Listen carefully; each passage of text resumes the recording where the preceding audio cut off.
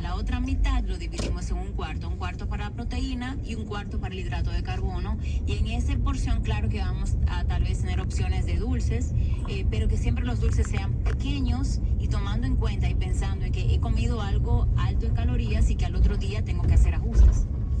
Carlos. En el caso... Sí, entonces, permítame, Marta, compartir esta pregunta que nos llegó a través de una de las redes nuestras. Y es la siguiente, doctora, usted habló de que personas debutan en enero generalmente con temas de diabetes, pero en los días previos o en los meses previos, ¿hay alguna señal que el cuerpo le emita a una persona que usted brevemente nos puede identificar cuáles serían? Bueno, mira, la diabetes tipo 2 en particular es silenciosa en la mayoría de los casos.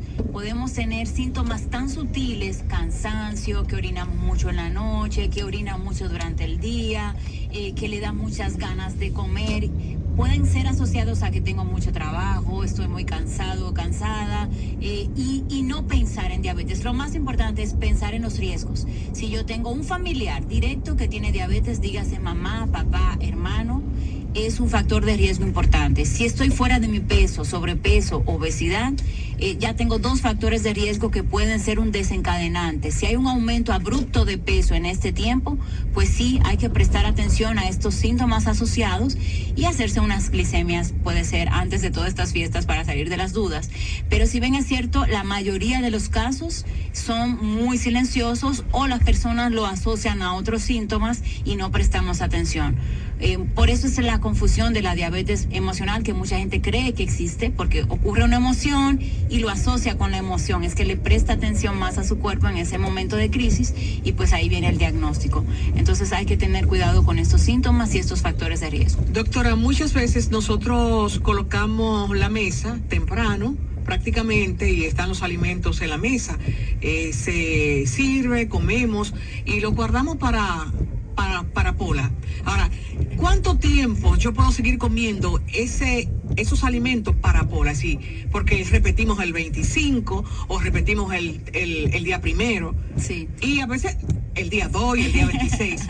¿Qué tiempo yo le permito, aunque yo lo ponga en un refrigerador? Todo va a depender del contenido de los alimentos, ¿verdad? Sabemos que huevo, mayonesa, lácteos deben ser consumidos por lo menos dentro de las 8 horas como demasiado.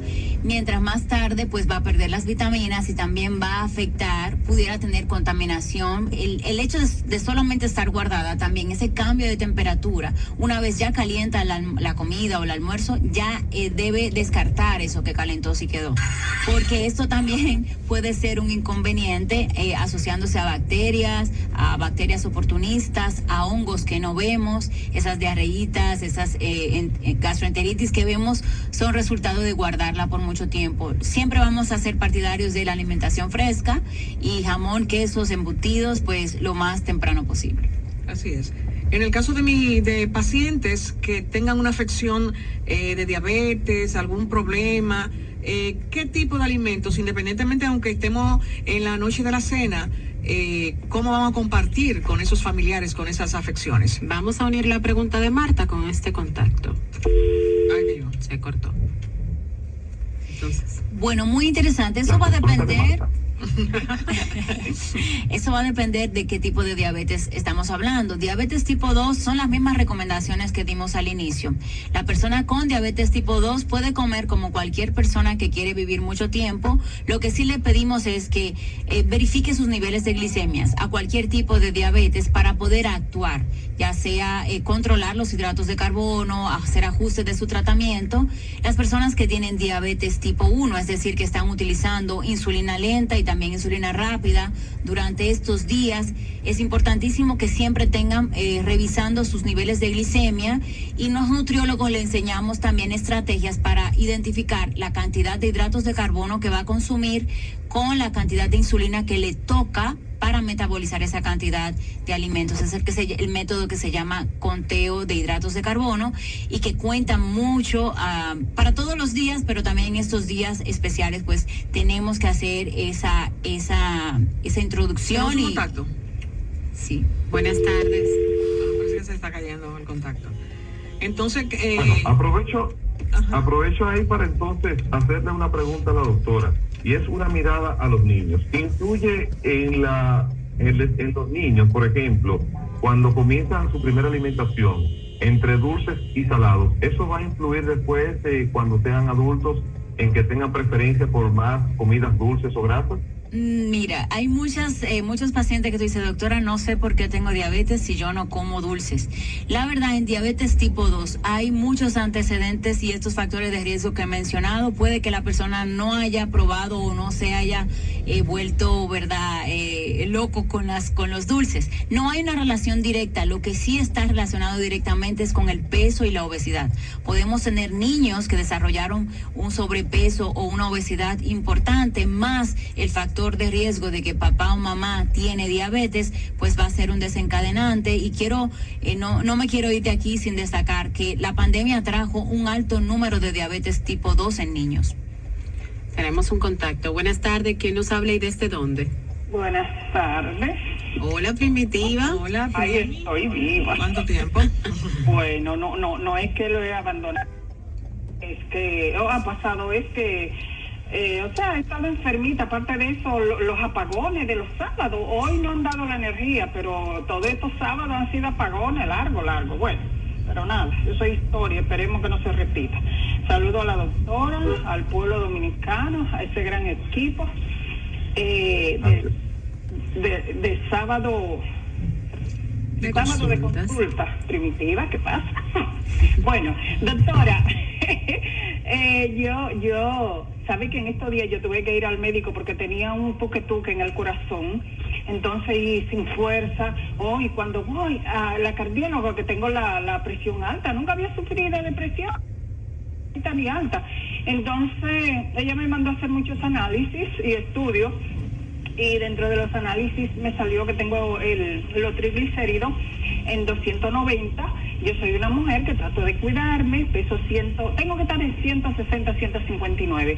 Me gustaría que usted, por favor, me diga que debo de comer y que no, porque la doctora no me orientó al respecto, y si es muy peligroso para mi salud. La escucho. Primitiva, y antes de irse, Simona, no sé si se fue, No, estoy aquí. ¿hay alguna persona con diabetes en su familia, directo, mamá, papá, hermano? No. No que sepamos, ¿verdad? En los triglicéridos hay un antecedente importante de síndrome metabólico, ¿verdad? Tendríamos que identificar su talla para ver, y otras antropometrías para identificar si hay alguna obesidad, grasa localizada, grasa alrededor de su abdomen, por lo tanto de sus órganos como el hígado. En este caso nosotros tenemos que hacer otras evaluaciones más.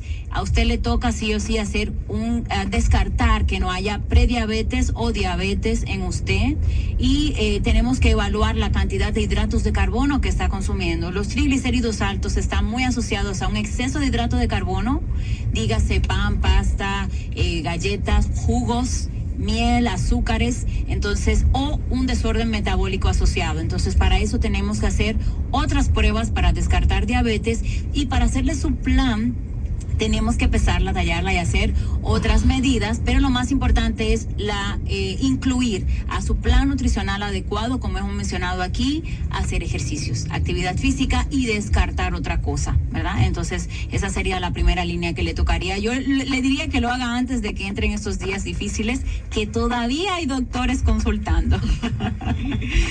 Yo tengo una consulta, no sé si ustedes tienen la de ustedes. La consulta de Marta. La consulta de Marta, Doctora, claro. mire, en estos últimos días he visto la presencia de chocolate en combinación con galletica. La pregunta viene de la experiencia vivida, ¿verdad? Chocolate navideño. Exacto, el chocolate con jengibre. Ayer justamente me tocó algo que me llamó mucho la atención, porque se supone que el chocolate es amargo, el cacao. Entonces me preguntan, ¿el chocolate tiene azúcar? Digo que no. Pero cuando sirven el chocolate, la persona no está acostumbrada a tomar chocolate. Pero él se lo encontró dulce. ¿Por qué? Porque el chocolate que se hizo, que fue el tradicional chocolate casero de agua, de tabletas, exacto, tiene sí, un montón tiene de azúcar, claro que sí. Entonces nosotros usualmente combinamos las galletitas con azúcar, más el chocolate, que a mí, desde mi criterio, no tenía azúcar, pero ya sé que tiene azúcar. Entonces, ¿cómo nosotros podemos fusionar que si nos vamos a tomar un chocolate, con qué podemos tomarnos acompañarlo? el chocolate? Yo te diría, como es un momento para compartir, identificar un chocolate que tal vez no tenga azúcar, porque creo que hay tabletas sin azúcar. Y en polvo amargo. Sí, en polvo amargo sabe, no sabe tan bueno, pero cantidades más pequeñas no le va a agregar amargo. Utilizar leche semidescremada y podemos agregar estos tipos de canela. Realmente no agrega calorías que pueden ser combinados para tener un mejor sabor, y agregar azúcar de dieta. Hay mucha azúcar de dieta en nuestro medio. Stevia, monk fruit, hay muchas, para no mencionar marcas, hay muchas realmente y que están accesibles y que nosotros las podemos ver en todos los supermercados. Entonces no hay que, tal vez aquellas personas que tienen el diente dulce como yo, podemos utilizar azúcar 0 calorías, y eso sería un plus. Ahora bien, ¿con qué acompañar este chocolate? Yo le pondría siempre algún lácteo, porque una de las combinaciones estratégicas es agregar a los hidratos de carbono algo de proteína y algo de grasa, saludables, ¿verdad?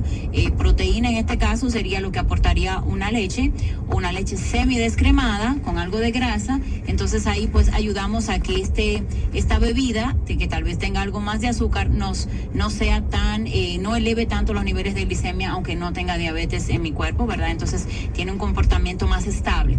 Ahora bien, ¿con qué acompañar eso? Puede ser con la misma galletita que tú me estás contando, pero poco. 1 o 2, probé, listo.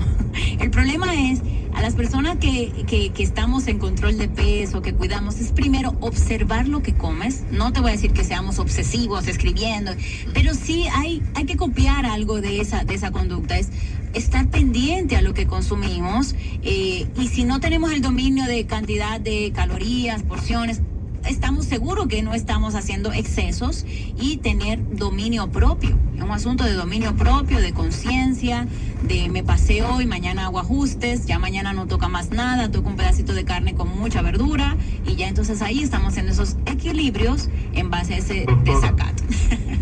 Sí, doctora, de la dieta del dominicano promedio, ¿qué alimentos usted, por ejemplo, en el desayuno recomendaría no combinar? Y también al mediodía y en la cena. Si pudiera ahí brevemente decirnos, por ejemplo, Sí. sabemos que el dominicano promedio consume mucho pan en la mañana. ¿Con qué Sí. cosas usted recomienda que no lo combine? Mira, si por ejemplo el dominicano en combinación hace mucho avena con pan, ¿verdad? Le diríamos avena sola con leche semidescremada, con azúcar de dieta y un poco de frutas.